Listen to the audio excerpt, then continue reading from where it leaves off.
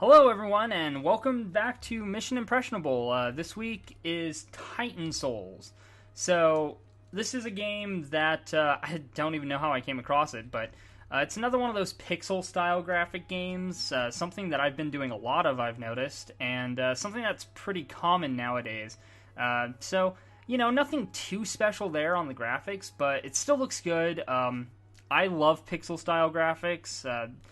They've stood the test of time. They're really charming. They look great. And, there are some games that kind of look but most of the time, and, in this game, for example, the pixel art does a great job of conveying what they need to. You never look at something and you have to, try to decipher what it's supposed to be. You always can just tell, oh, that's a this, that's a that. So what is this game? If I had to describe this game in one sentence, I would call it 2D top-down Shadow of the Colossus. You're basically, from what I can tell at least, first impression, only played 30 minutes.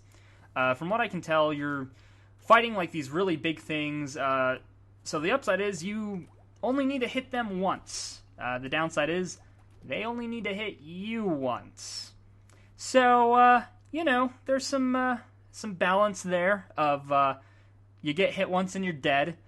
The nice part about that is the game responds you really quickly.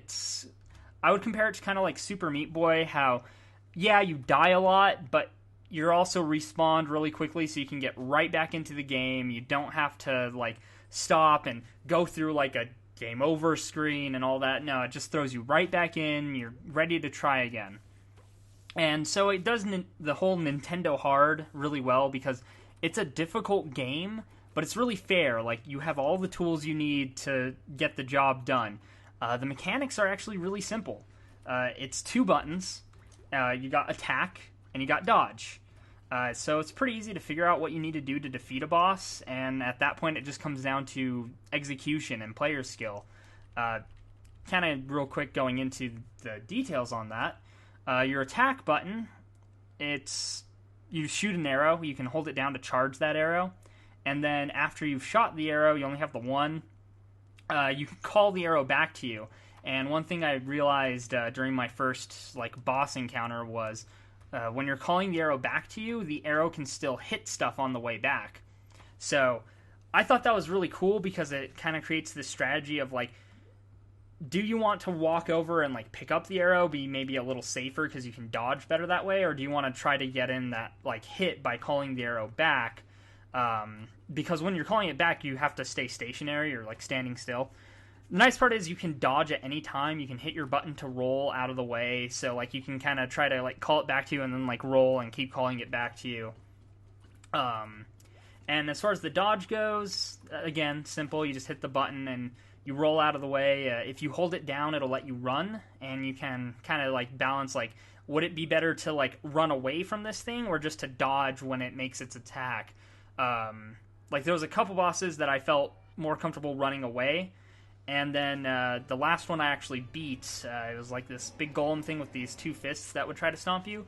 I found it was better to dodge back and forth between the fists to try to get the opening to shoot him in his weak spot. So yeah, that's pretty much all it is. Game doesn't give you much of a story. It just kind of throws you in. Again, it's very much like Shadow of the Colossus. Just kind of throws you in and you start killing big stuff. So not a lot to say there, really. The music's pretty good.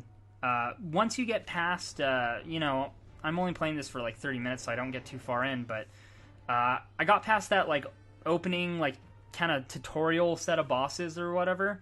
And it feels like after that the world opens up and you can just go wherever you want, and while you're traveling between the areas, I got to the next boss, and you can just kind of sit back and enjoy the music and the scenery, and I really like the music so far. It's fantastic from what I've heard of it, and the pixel art's gorgeous. They did a good job of making everything look really good. So I guess that's all I really have to say on this one.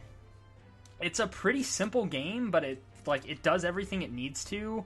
God, this is just going to turn into Zanshlu loves everything, because there are very few games I've come across in my recording for this show that I have not been able to come out and be like, I would recommend this game. This game is cool. I really want to get more into this one because from what I've seen already of it, there's some interesting mechanics. There was one, it was a brain in an ice block, and it would slide around at you. And you had to melt the ice, but the only way to activate the fire in the room was the ice block would like slide over these buttons that would turn on the fire that were around the edges. So you had to get it to come at you, run to the other side of the fire, and like get your arrow ready. So when it like slides over the button, like in between its attacks, you could, you know, shoot the arrow through the fire and burn away the ice that way. So like really simple, but really cool. And I just want to know, like, with those simple mechanics, how much variation they're able to pull off. Because, like, the bosses can do anything. They're not really going to be very limited on that. From what I've seen already, there's some drastic differences in what the bosses do and how they act. So, I'm curious to see what that's like further down the road.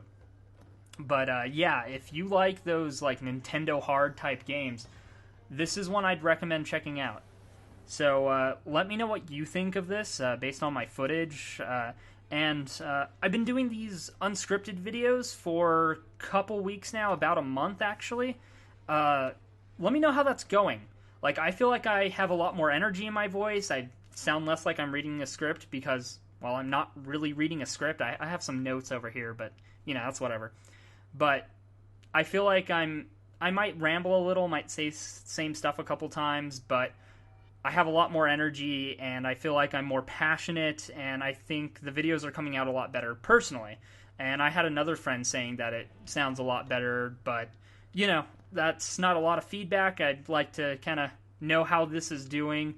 I'm going to start kind of pushing the channel a little more through the very few community resources I have and see how things go.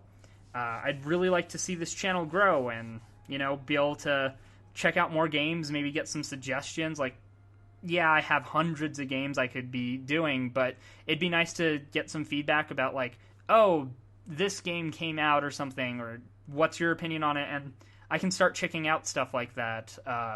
Like, I want to be able to do that. Like, if there's a game that people are like, oh, you have to check this out, I want to be able to just go get that game and check it out, you know? So let's see where the channel goes. Again, not to detract from Titan Souls, but kind of got a little off track there at the end. Just wanted to say a few things for the channel. Let me know what you think. Go to the Facebook. I think I mentioned in my last video that I'm going to be kind of running some polls and stuff. If I didn't mention it, I probably mentioned it in the description of one of my videos. I'm a little spacey right now. Don't mind me. But yeah, check out the Facebook, you know, give me some suggestions there. I'm running polls, kind of seeing, like, what games I should play next. I got the next couple of weeks planned. I do plan on getting to IndieBox soon and doing videos based on those. I just need to kind of figure out what I want to do with them. So, again, give me some feedback on that stuff, and we'll see how things go. So, yeah, have a wonderful day.